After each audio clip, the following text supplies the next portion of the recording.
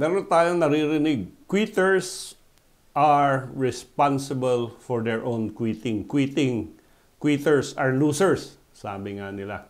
Ito yung nangyari sa kaso ni Gabriel Moralde versus the province of Misamis Oriental.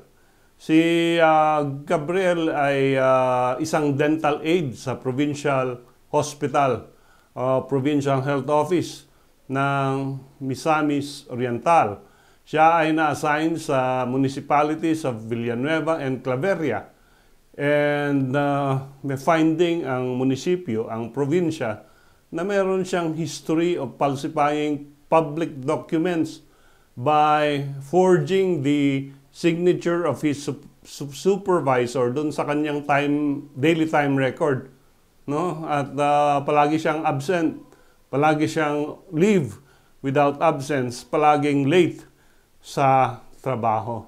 So, sinarge si Moralde ng falsification.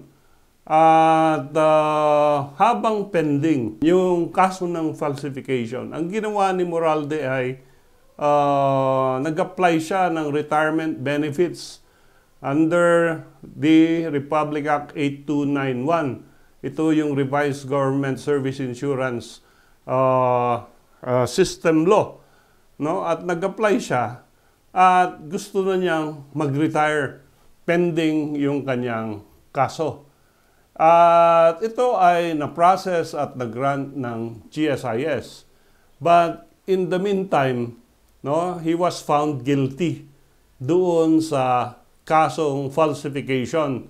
At nag-appeal ito sa Civil Service Commission, ay sabi, ipa-reinstate nyo ako at bigyan nyo ako ng separation pay kung ayaw nyo na sa akin. In other words, ang sabi ng Korte Suprema dito, nung nag-apply ka na mag-retire under the GSIS, ibig sabihin, nag-quit ka na sa iyong posisyon dito sa gobyerno sa Misamis Oriental. And pag ikaw ay nag-quit, hindi na pwedeng balikan ang trabahong dating ginagawa mo.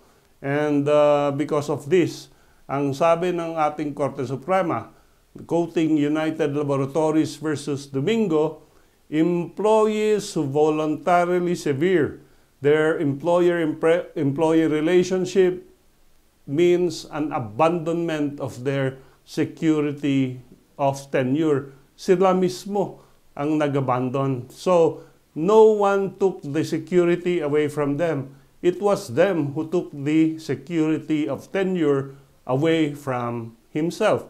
Therefore, wala siyang mapapala na reinstatement because he is responsible for his own quitting by applying for retirement benefits sa GSIS.